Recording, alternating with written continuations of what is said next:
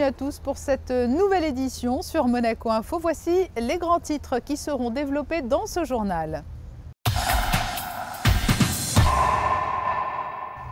Une voix en or, des musiques et des textes magnifiques. Paolo Conte nous a accordé une interview lors de son passage à Monaco où il s'est produit mardi soir sur la scène du Sporting. Dans le registre musical toujours, la suite de la série de concerts dans la cour d'honneur du Palais Princier. Un ancien lauréat des Piano Masters s'est produit avec l'Orchestre Philharmonique. Dans les coulisses des préparatifs en principauté du dernier film de la réalisatrice Liana Marabini. Avant la grande année de la Russie à Monaco, un avant-goût avec les saisons de la gastronomie russe. Et puis un coup de chapeau aux jeunes basketteurs de Monaco de moins de 18 ans. Ils viennent de décrocher leur deuxième titre européen. Il a une voix à nul autre pareil, un regard chaleureux et surtout des mélodies que tout le monde a fredonnées au moins une fois. Paolo Conte est fidèle à la principauté, il y revient très fréquemment et cet été, il a fait étape à Monaco pour un concert au Sporting mardi soir. Nous l'avons rencontré quelques heures avant qu'il ne monte sur scène. Quanta passione nella vita, quanta passione. È una storia infinita, quanta passione. Sì, mi piace perché c'è una tradizione che va rispettata e a me piace proprio il rispetto delle tradizioni. Qui sono arrivati tanti artisti molto più importanti di me e questo comunque mi fa piacere perché io cerco sempre un po' anche i fantasmi del passato. Quanta passione! È una storia infinita, quanta passione, una illusione temeraria, un indiscreto final, ay que passion visionnaria trascendente.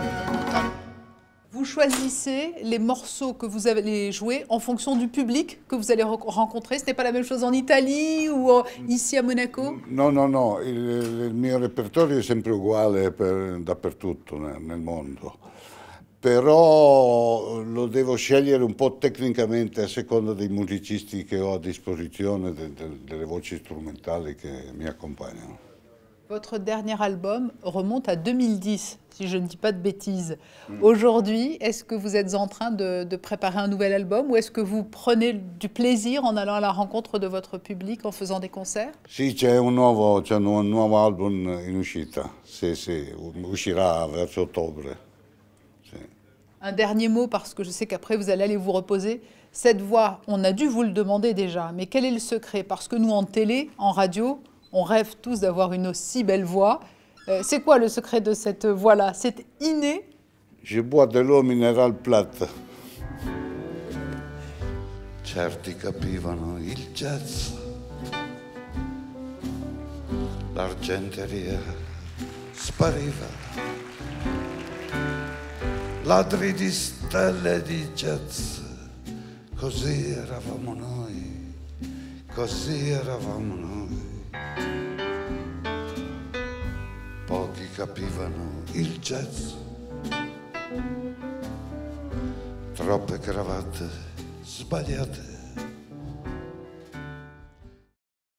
Et après Paolo Conte, la programmation du Summer Festival du Sporting promet encore de très beaux moments, avec notamment la venue de Diana Krall vendredi soir à l'occasion du gala de la Croix-Rouge. Puis lundi, le groupe Statu Quo et mardi, un autre chanteur à la voix rocailleuse, le Canadien Bryan Adams. Toujours dans le registre musical, la suite de la série de concerts d'été au Palais Princier. C'est un ancien vainqueur des Piano Masters qui vient de se produire dans la cour d'honneur aux côtés de l'Orchestre Philharmonique de Monte-Carlo et dirigé par le chef principal invité, Kazuki Yamada, le récit de José Sacré.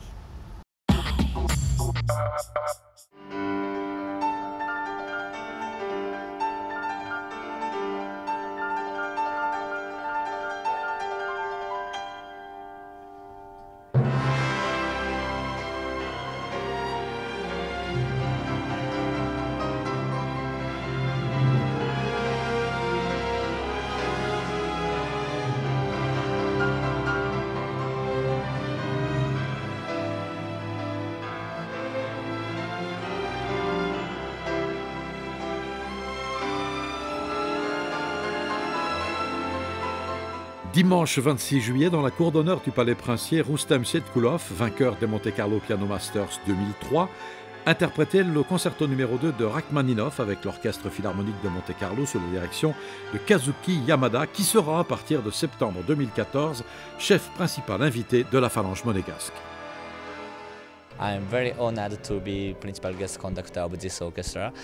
Je suis très honoré d'être ici pour diriger ce concert, car cet orchestre est fantastique. Cet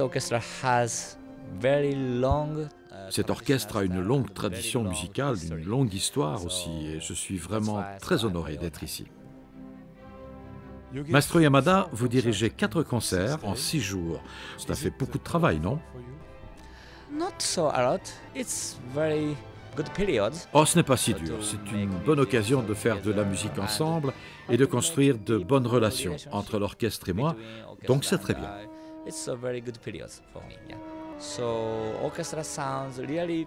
J'ai été surpris parce que j'ai l'impression que l'orchestre a vraiment atteint un niveau encore supérieur. Je ne sais pas pourquoi, j'ai l'impression que cet orchestre est en train de progresser. Et là, on va encore essayer de s'améliorer durant les prochaines saisons. On verra.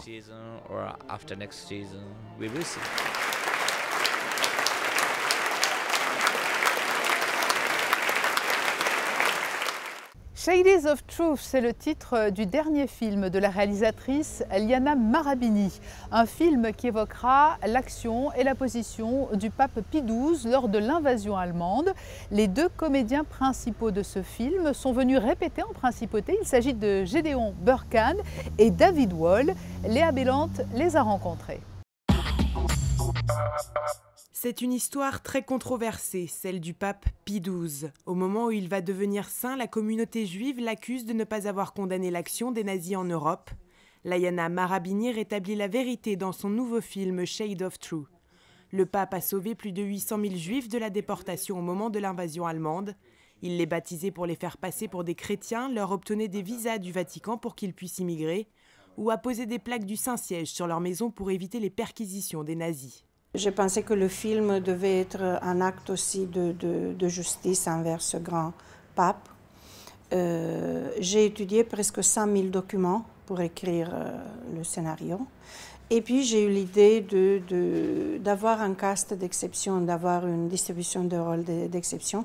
Et j'ai obtenu cela parce qu'on a des acteurs très importants. Donc à part les acteurs qui sont ici en répétition, qui sont importants, l'un est américain, David Wall, l'autre est allemand, Gideon Burkhardt, qu'on a admiré dans beaucoup de séries comme Le Commissaire X, comme Cobra, etc. Mais aussi dans les films de Tarantino qu'il a fait. Mais on a Giancarlo Giannini, qui est un acteur très important, Marie-Christine Barrault, qui est une actrice française, Christopher Lambert, qui est un acteur français, Remo Girone, qui est à Monaco, qu'on le connaît. Donc voilà, c'est une distribution de rôles importante. Le film n'est pas une biopic, ce qu'on appelle une biopic, donc pas une biographie, mais c'est l'histoire, il se passe de nos jours, l'action, c'est l'histoire d'un journaliste juif américain qui est Pie XII, mais qui reçoit, il doit faire un article pour son magazine, et en faisant cette investigation journalistique, il découvre qu'il avait tort. Donc disons que son histoire à lui, c'est l'histoire de ceux qui ne croient pas. C'est une histoire où on voit la vérité qui sort à la lumière. Le tournage a démarré à New York. Il se poursuivra au Vatican, à Rome et dans le Piémont durant le mois d'octobre. Il aura fallu 5 ans à la réalisatrice pour recueillir les différents témoignages et consulter de nombreux documents. C'est la première fois que je joue le rôle d'un journaliste. Mon dernier rôle était celui d'un prêtre qui était très ferme et très froid. Alors que dans ce film, je joue plus un personnage passionné. Quelqu'un qui peut être en colère ou triste et qui se prend certaines fois trop au sérieux. Selon moi, ne serait-ce que visuellement, il y a plus de possibilités et c'est ce qui est excitant pour un acteur. Je suis un prêtre qui guide de plusieurs façons le personnage principal joué par David.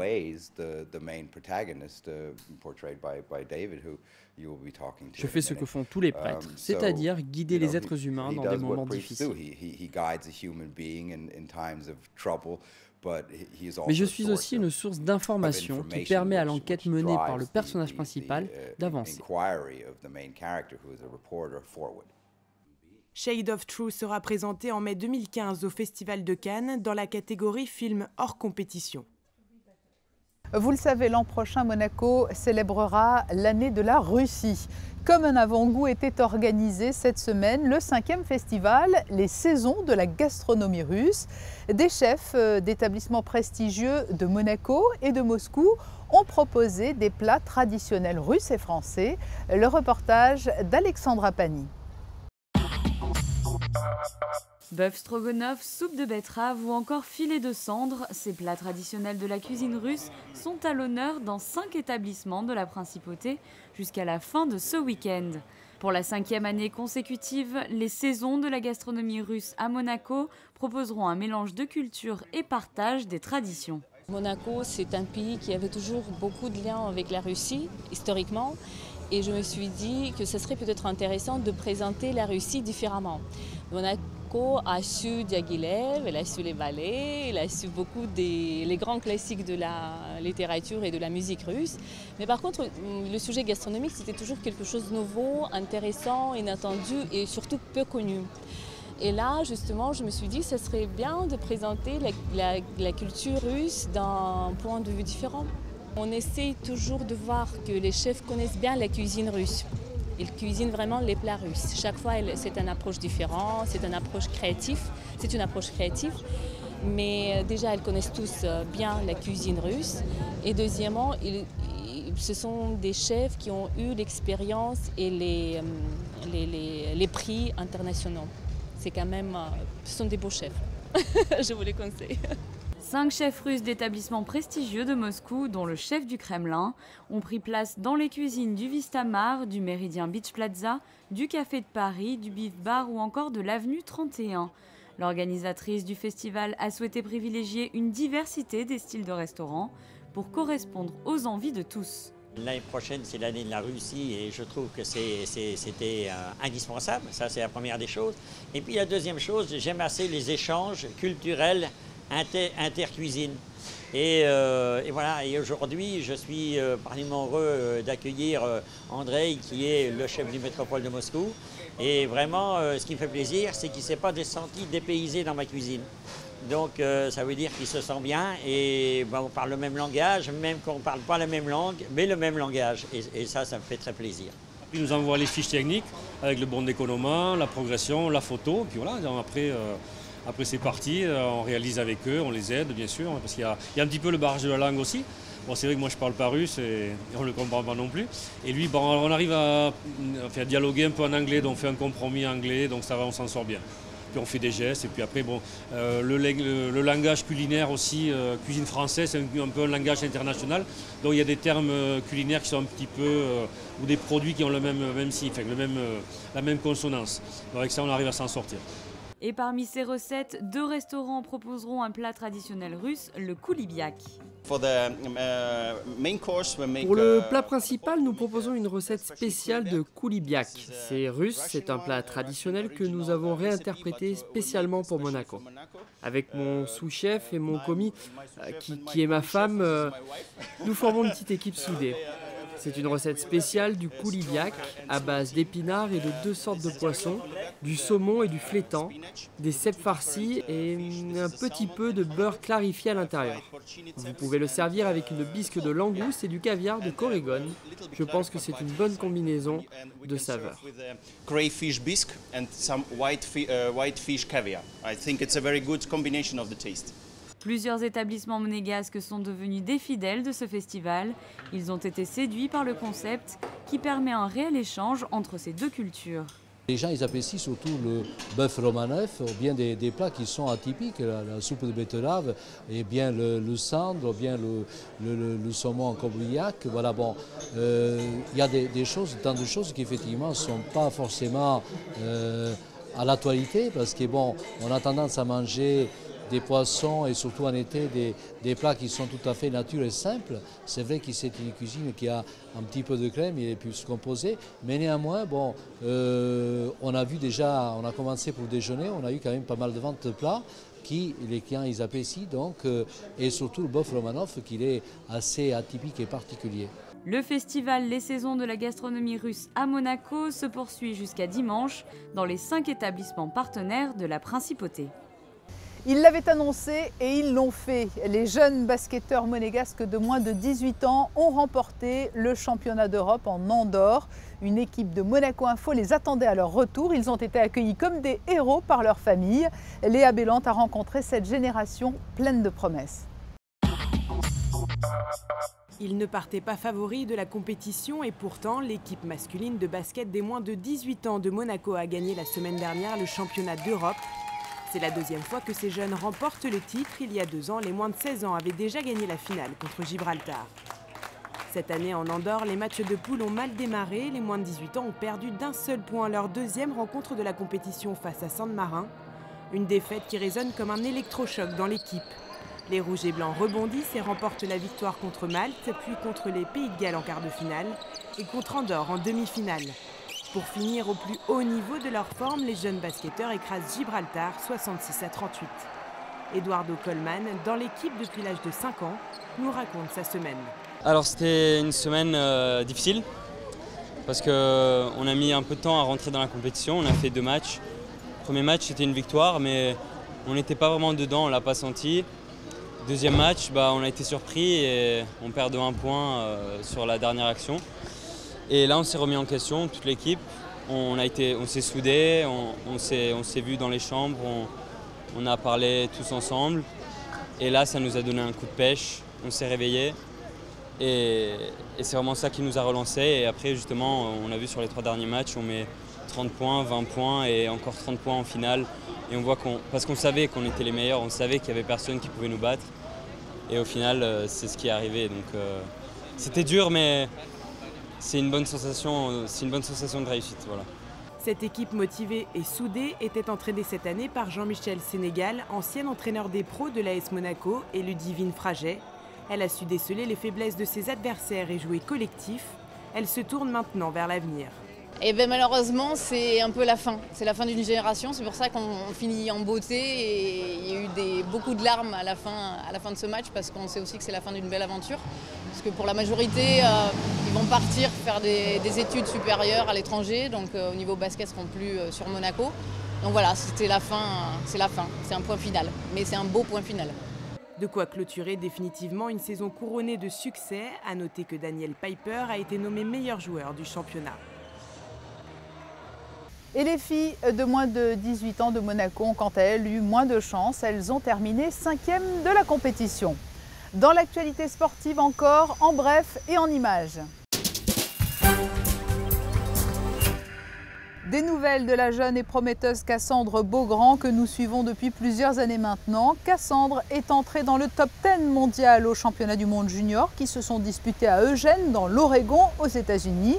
La sociétaire de l'AS Monaco s'est classée 10e de la finale du 1500 mètres avec à la clé un nouveau record personnel et record de France cadette en 4 minutes 17 secondes et 4 centièmes. Son été sportif n'est pas terminé puisqu'elle disputera fin août les championnats du monde junior de triathlon à Edmonton. Il est lui licencié au motoclub de Monaco. Adrien Maré a pris la tête du championnat du monde des Barras à l'issue de l'épreuve de Teruel en Espagne. Pour se maintenir à la première place, il lui faudra s'illustrer dans les 4 prochaines étapes du championnat en Hongrie, Pologne, Portugal et au Maroc. Nous passons aux prévisions météo pour les jours qui viennent. Ce vendredi, temps bien estival, chaud, calme, légère brise de mer dans l'après-midi, soleil et quelques nuages. Samedi, moins de soleil que les jours précédents, temps lourd, apparition de nuages orageux sans dégradation importante et un vent faible. Dimanche, ciel un peu orageux dans la nuit ou la matinée, temps assez beau dans la journée, modérément chaud, peu de vent. Lundi, un beau temps sans forte chaleur. Et puis mardi, soleil gêné par moments par les nuages, sans détérioration du temps. Ce journal est à présent terminé. Je vous rappelle que vous pouvez retrouver l'intégralité de cette édition ainsi que chacun de ces reportages sur le www.monacochannel.mc. À très bientôt sur Monaco Info.